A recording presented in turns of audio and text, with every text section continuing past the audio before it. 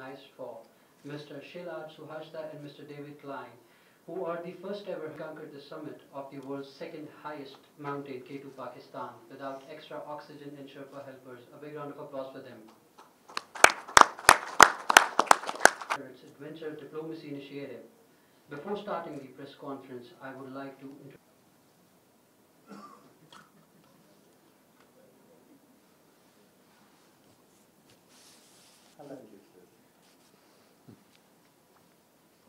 Assalamu alaikum, all of you, particularly the ambassador of Hungary and Madame, and of course 2 stars, Hungarian stars, who were outstanding, and you're aware that one of them, Szilárd Suhasda, has summited K2 without oxygen and Sherpa's help. It's something very unusual. He's the first Hungarian to summit K2 without oxygen. And the whole idea of this press conference is to share their experience with our mountaineers, Pakistan mountaineers, because Pakistan is rich and we have got huge number of mountaineers, particularly in the northern areas of Pakistan. I suppose they are inspiration for our people, and we are excited with your achievements, because when anyone takes the initiative of summiting without the oxygen, they are taking the risk of their lives. It needs determination, it needs commitment, and end of the day you have seen positive result. Our friend David Klein could not continue because of the health issue, which was a smart move rather than create health issues for yourselves. The good thing is that one can try for next time. Serena Hotel sponsored Sirbaz also, a Pakistani young talented person, for summiting K2. He did this a couple of months back, again without the oxygen. So we have got a lot of talents, and this is one of the reasons that Serena created these diplomacy initiatives. And we started this with Samina Beg, who at that time was 19.5-year-old, young, very talented girl, but on the face of it, one would not believe that she will summit 7 peaks in 7 continents. But her determination made her successful. She is the first Pakistani and first Muslim woman to do 7 summits in 7 continents of the world. I'm happy that we have been a contributor in this direction. We have done a lot of sports activities also. It is just to engage with the local community, support them, encourage them, use our platform for their benefit.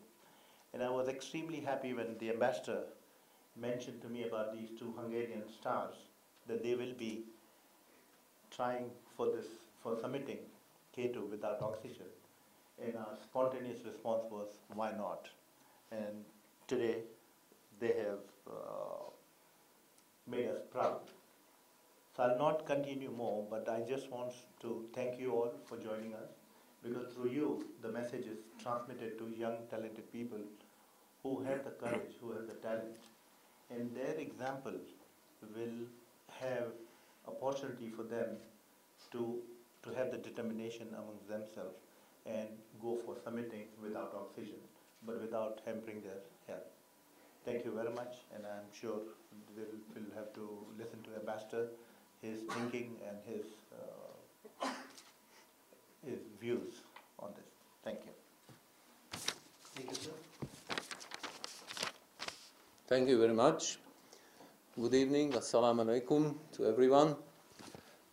For a Hungarian ambassador, this is a bright moment. This is a unique moment because something extraordinary happened, which we are very proud of today. But first of all, I would like to express my gratitude and thanks to Hotel Serena, Michel Galopin, the GM of Hotel Serena, and his team for organizing, sponsoring this event. A special thanks to Mr. Aziz Boulani, the CEO of Serena Hotels, for supporting this initiative, being the chief patron of the Adventure Diplomacy events. It's a series of events, and now it has become a standard here in Islamabad that Serena is heading and organizing and sponsoring and supporting such initiatives, such efforts. And Serena has always been very active to support sports activities in other fields as well. Today, when we learned that the two Hungarian mountaineers returned from Skardu, I was happy because I was a little bit afraid that the Skardu flight, which sometimes we used to call maybe airlines, is not arriving on time. But due to the good weather and our good luck, they are here and they can share with you their experiences. Szilárd Suhajda was the one who reached the peak, and this is an extraordinary achievement. But not less extraordinary achievement is David Klein's achievement and his decision, which he made for the sake of the success of the exhibition. He did not want to put at risk the outcome of this expedition, and I think he also deserves the same appreciation as Szilárd. And we were discussing it a few minutes ago, that both of them feel equally happy and satisfied by the success of the exhibition. This event is also significant, in my opinion, because Hungarian mountaineers are coming to Pakistan, and for them it is not the first time to be here, and they are contributing to the improvement of the soft image of Pakistan by these expeditions. They are I don't know, it is now the fourth or fifth time you have been here? Sixth time. And this is something in our bilateral relations which are promoting this kind of soft image of Pakistan. And I hope that the efforts of the Pakistani government to improve tourism, to develop tourism, will bring some fruits later on, and tourists will come as well, not only climbers and mountaineers to Pakistan. So we are very, very happy today. We are very proud of our two Hungarian heroes on my right side. And I don't prolong it too much, and I would like to give the floor for them, and then for your questions addressed to them about the details of this expedition. Thank you very much. Thank you, sir, for sharing your thoughts. Now I may please request the expeditioners themselves to please share their experiences and thoughts regarding this expedition. Thank you.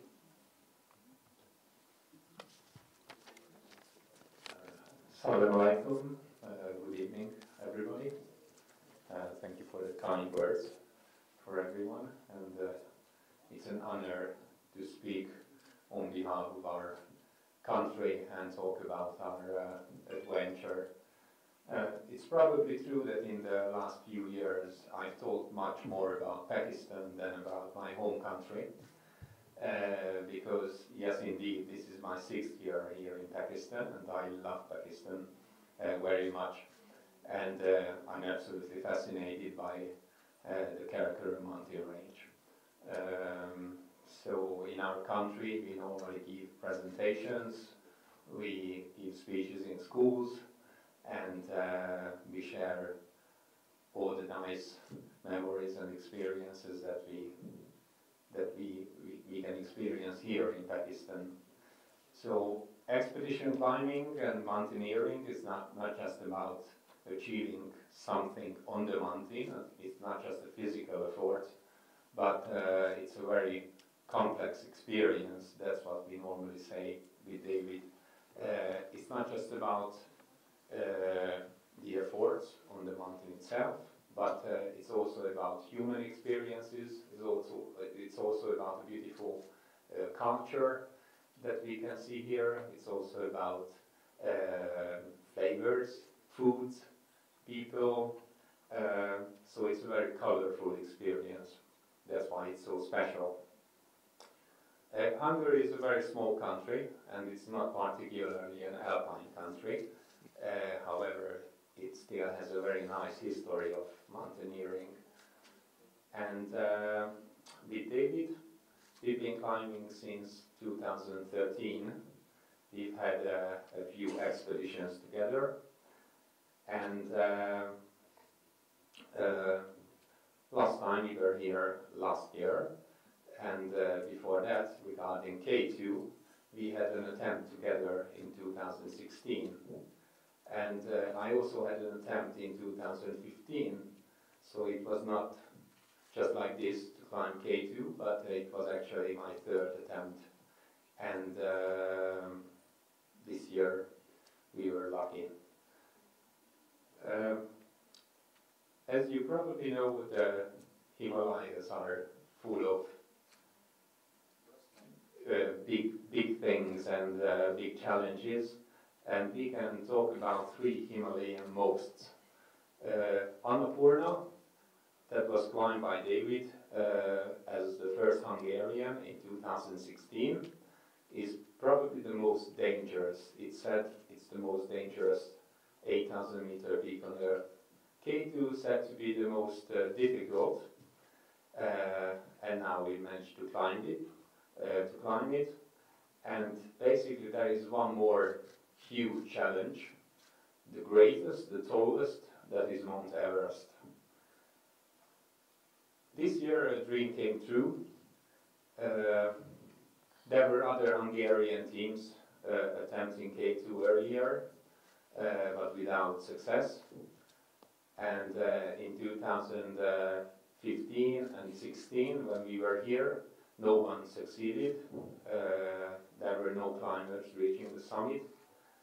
And this time, our perseverance, our team spirit, our teamwork, and how driven we were, how much we really wanted to reach the summit, well, that led us to success. And on the 25th of July, I was on the top of K2. The only missing thing was David from the summit. However, yes, he needed to turn back from Camp 3 due to health issues.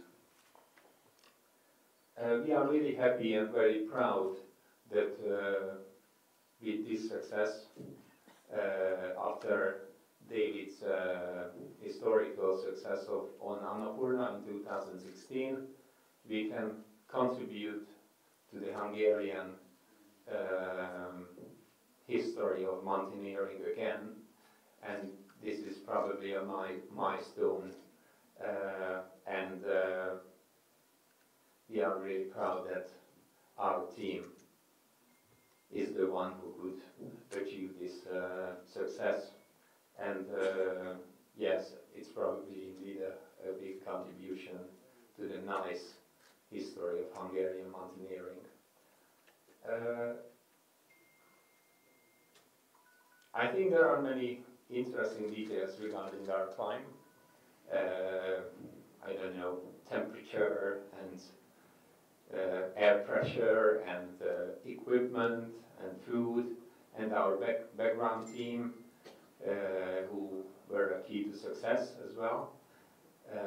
And I think David will share some very interesting information with you. And after our presentation, you will have opportunities to ask as many questions, or well, as many as we have time for. So yes, thank you very much, and please listen to David now.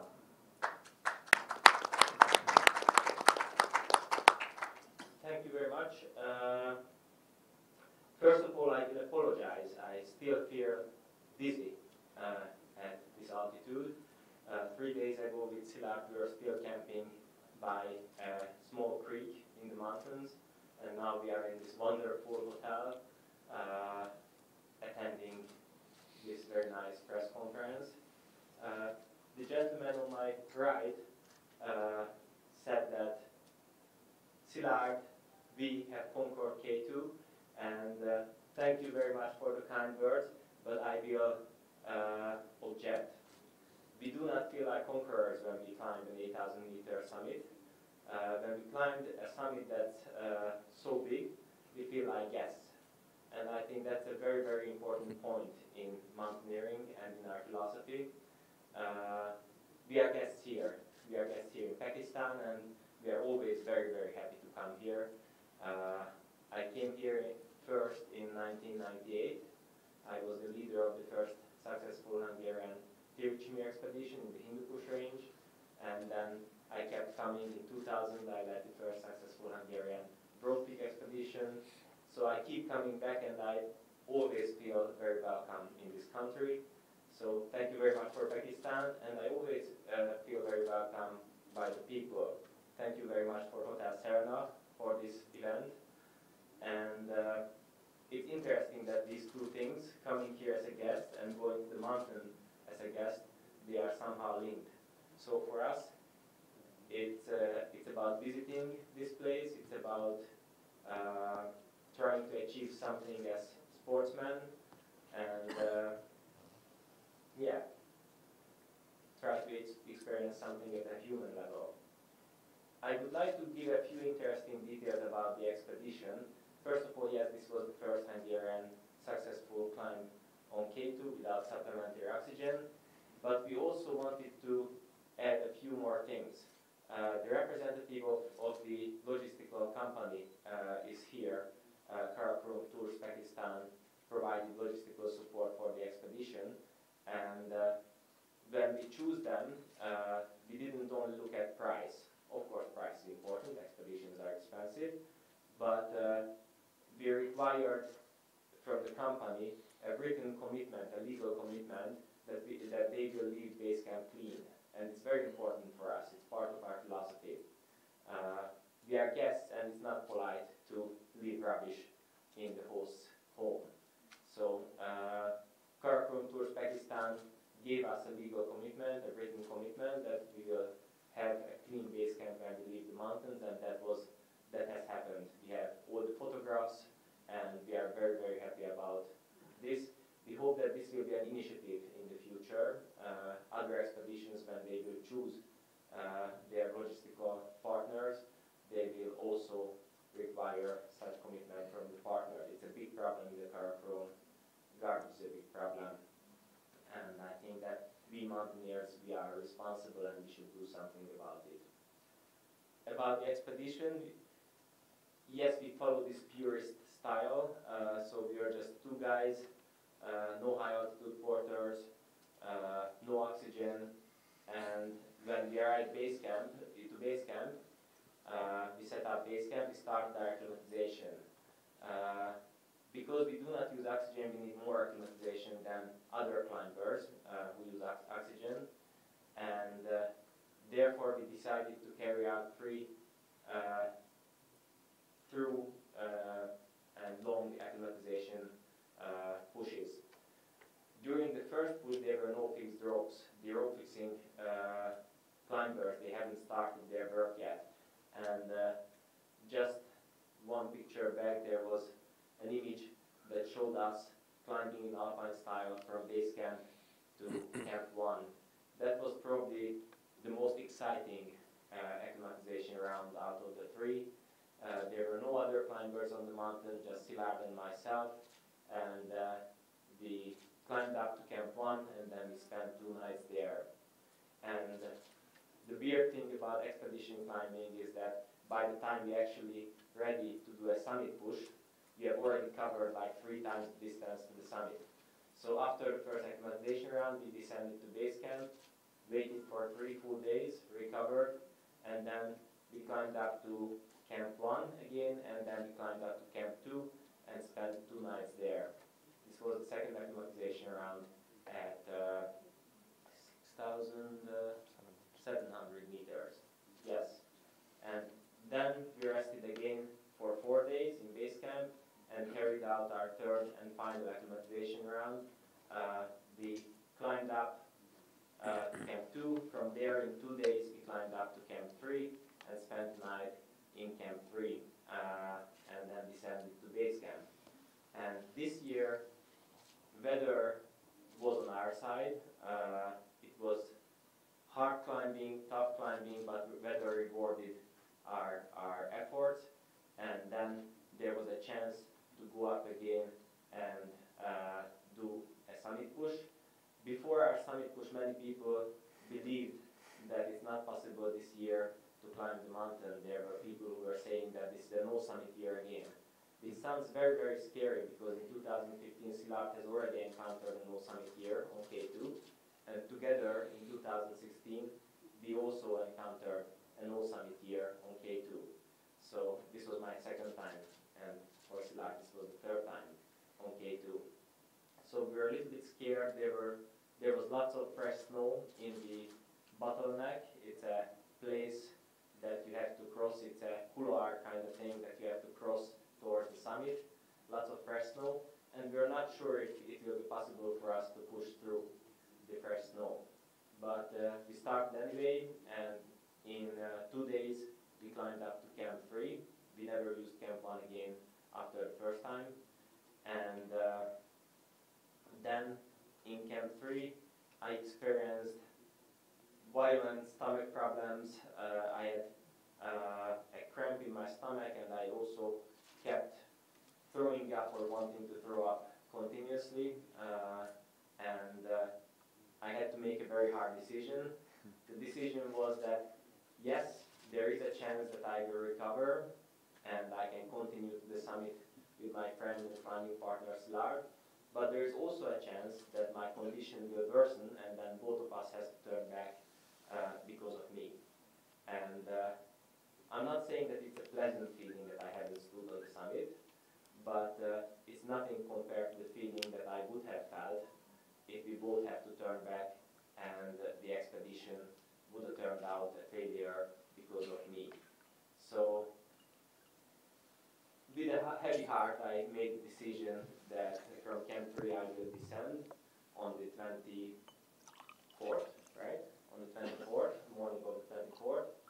And that's what I did. In 1 day I descended to base camp and continued supporting, monitoring Szilárd's movements in the next 2 days via radio transmitter. So basically, that is my story. We've been climbing together with Szilárd, yes, since 2013. This is not our first expedition together, and this is definitely not our last expedition together. Someone has told me that probably the experience that I went through is like there's the saying that one of my eyes is crying and the other one is laughing. And I contemplated a little bit and then I said, no, that's not true.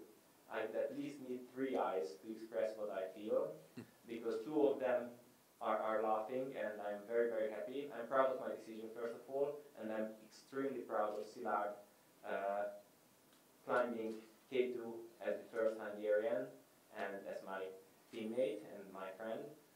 And yes, maybe there is a 3rd eye somewhere at the back of my head that is sad, but I'm sure that in the upcoming years we will be standing on the summit of another 8,000er together. So I'm absolutely super happy with this decision. With that, thank you very much, and I will give back the microphone to Szilárd once more so he could tell you about how he has reached the summit of K2 as the first Hungarian.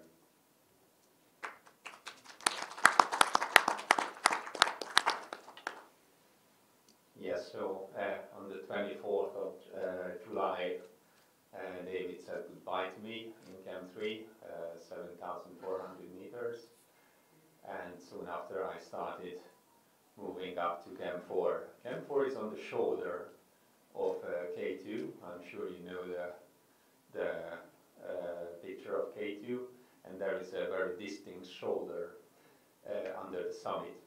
And that is around 7,800 meters, and I had a very tiny tent that I set up on the shoulder, And when I reached the shoulder, it was completely white out, so I couldn't see anything. I was in a cloud, and it was very windy, so I was completely alone there. When you are at this altitude, one of the first things you do is you start melting snow.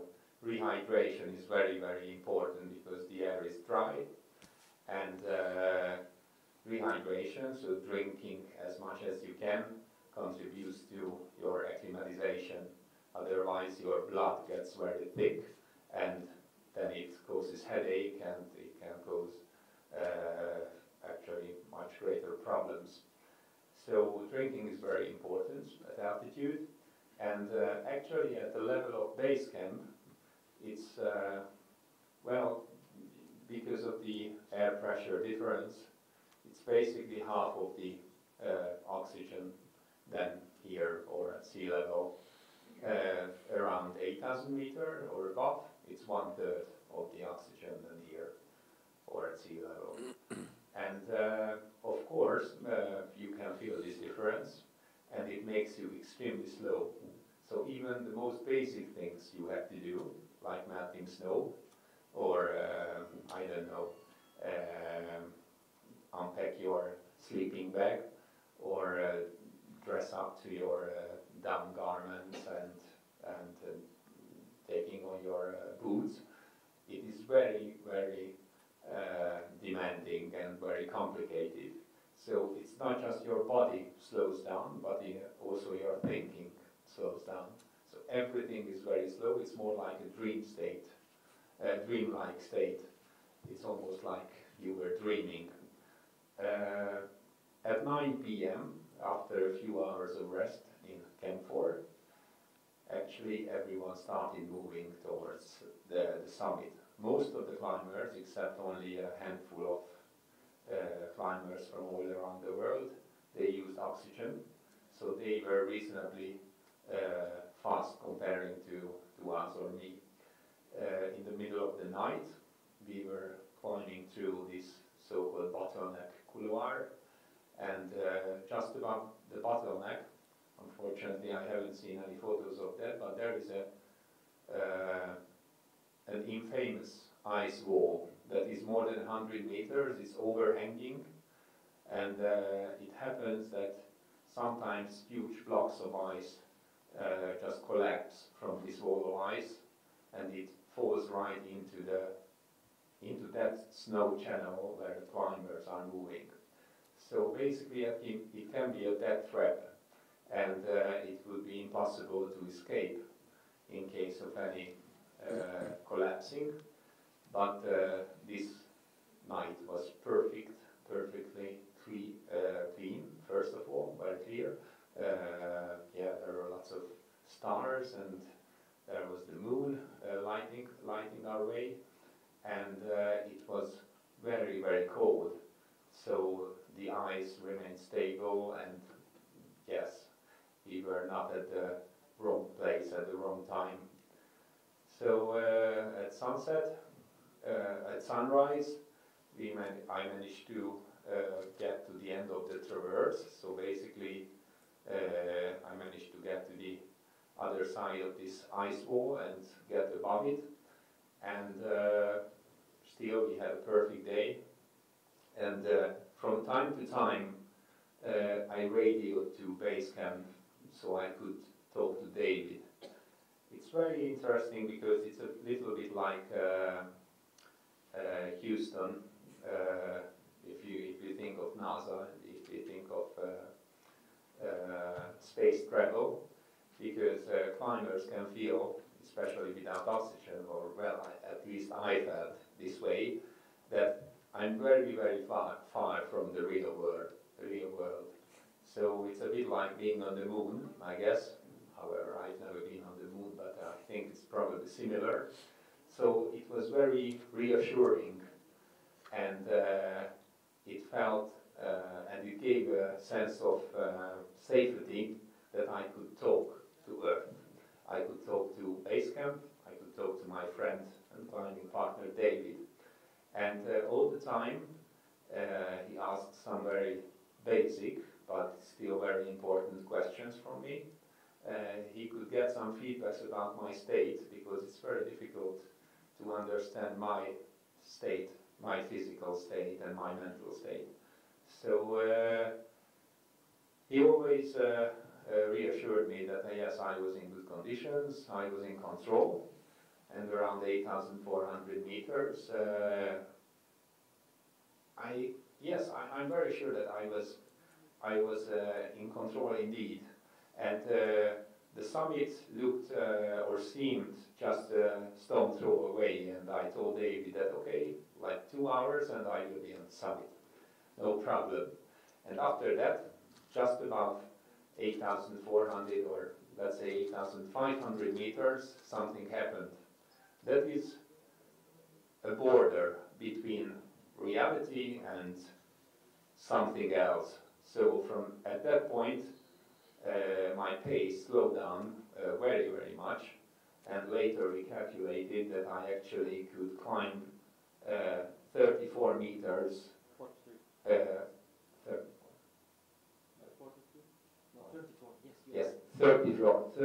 34 hours and 34 meters an hour.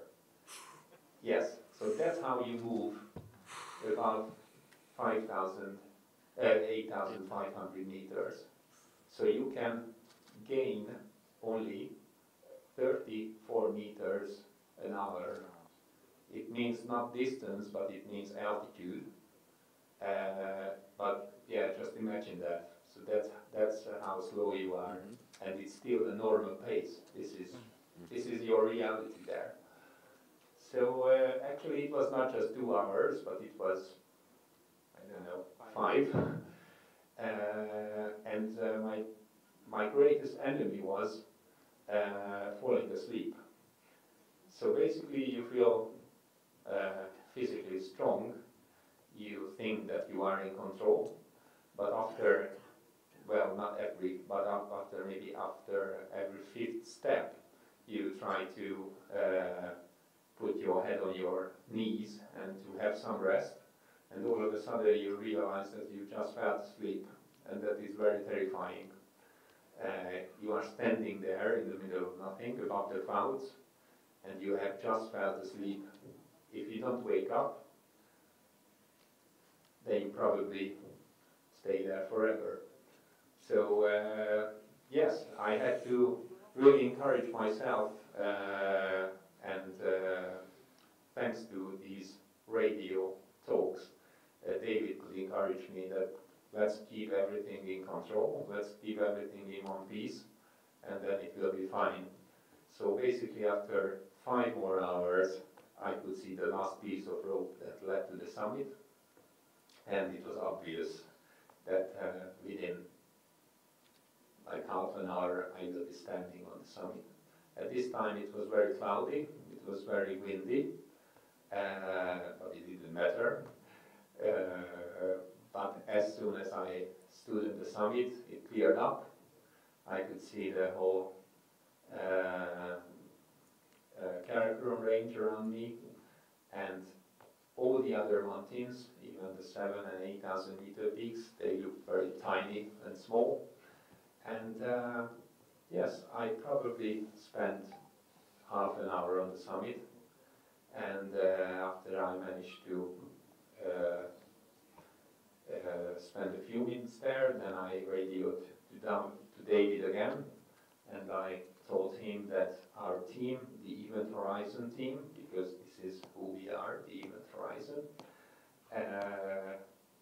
yes, managed to reach the summit of K2. So I'm standing here, 8,611 meters, everything is perfect, and I feel good, and I feel happy, and wish you were here.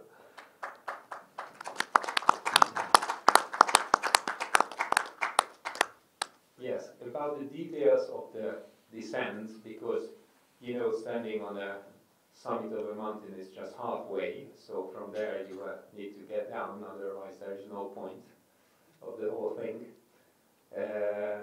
Yes, so please ask about details. We like to give some time for the questions. So thank you very much again. First of all, thank you and congratulations for you.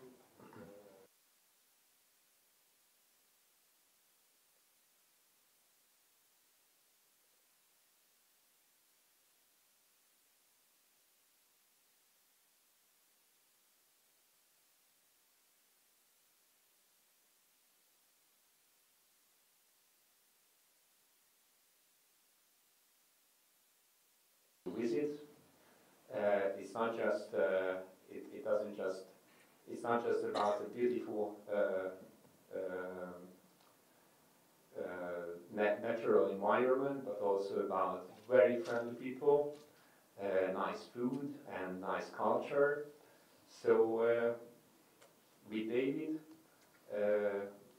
just like I said before, we talk about our experiences, we give presentations to thousands of people every year in Hungary, and actually that's what we are talking about, how good it is to be here. So I really hope that we can contribute to the tourism of Pakistan, and because it would deserve a much more flourishing tourism. That's my opinion. Thank you. Any more questions, please? How can you, why do you climb so late at night? Isn't it better during the day? Why do you climb so late at night? It was so early in the night, so actually, it's, 9 o'clock. yes, it's not late, Wait, but it's true, so yes, actually, yeah, that's how early we need to start climbing. During the night, it's colder, so the snow is much better. It's easier to walk on snow wearing crampons. It's also safer because during the day when it melts, avalanches can occur, and yes, so it's safer. And it's true that maybe we are more exposed to frostbites. I can still feel my fingers that they are not 100%. But yeah, it's just faster and safer, and anyway, because it takes so long, so I set off at 9 o'clock in the evening, and I reached the summit at 12 next day at noon, so it's 15 hours basically just climbing to the summit. Yes, you need time, and you need this safety margin to get back to safety to your last camp, and if it's possible, then even lower. And then how long does it take to go back to the camp? The fourth one, I mean. What time it was when I got there? It took him 5 hours to descend to Camp 4. So it's much faster. Yes, much faster, but I had to sit down many times, even very close to my tent, and around, I think I was probably 20 meters from my tent, and I was sleeping there, sitting on the snow. So yes, it looked very close, but it was still very far. Yeah, like a slow motion. Exactly. Thank you.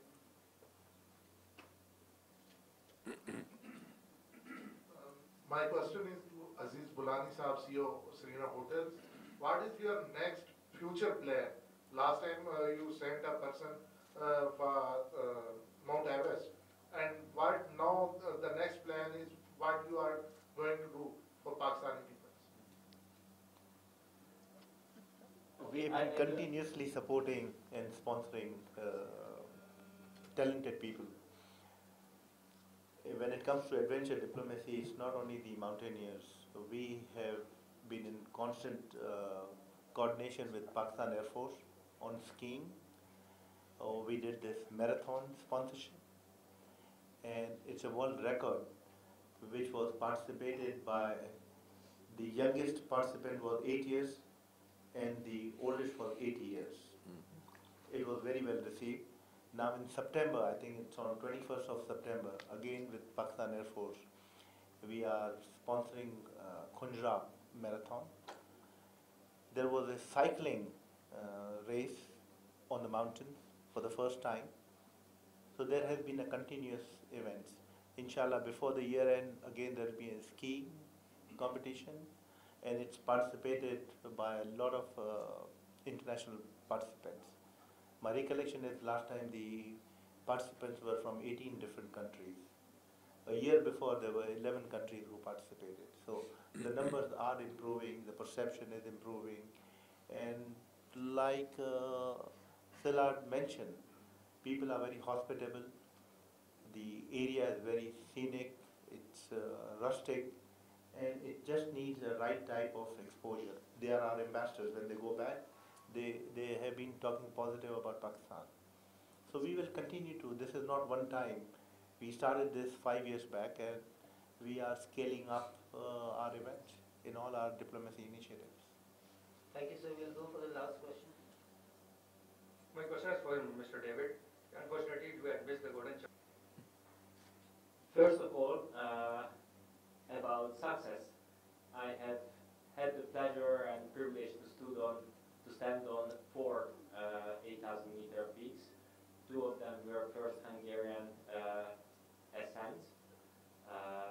And actually, you asked me which one was my most successful 8,000-meter expedition, then I will mention this one. I think this one was my most successful 8,000-meter expedition because, yes, I did not stand on the summit, and that's a pain. But together we worked for 2 months, and then Szilárd has climbed K2 as the first Hungarian, and that gives me more pleasure than any of the other 4 8,000ers that I have summited. So I consider this a great success, also a great personal success. I'm very happy with my decision. As far as what we will do together in the future, I think first of all we will continue as climbing partners. We've been climbing together since 2013, and that's a long time. And I think that in itself our partnership is a great value. We've been talking about this today with Szilárd, and we have invested lots of energy into it. Szilárd has mentioned earlier that there are 3 mosts in the Himalayas, or the greater Himalayas, in the Karakoram and the Himalayan mountains. And the 3 mosts are the most difficult 8,000er, that's K2. Szilárd has just climbed it as the first Hungarian. The most dangerous and least frequent to climb 8,000er is Annapurna. I had the privilege to climb it in 2016 as the first Hungarian. And there is the highest Himalayan mountain, Mount Everest. No Hungarian has ever climbed it without supplementary oxygen. I have tried it a few times, many times actually, and I have reached the altitude of 8,700 meters without oxygen, but I haven't reached the summit. Together with Szilárd, we tried it in 2017. We were not lucky, but I think that now we can say it, that together we will try Everest without supplementary oxygen, and we hope that Hungarian climbing will be richer soon with this achievement. So this is my future goal. But yes, answering the other question, we would also like to return to Pakistan later. There are many, many beautiful mountains and many, many beautiful human experiences here. So I am absolutely sure that in the upcoming years we will be back in the Karakoram Mountains doing something, maybe a 7,000er that hasn't been climbed by Hungarians, maybe a technical climb on an 8,000er, but we will continue visiting Pakistan. Thank you very much.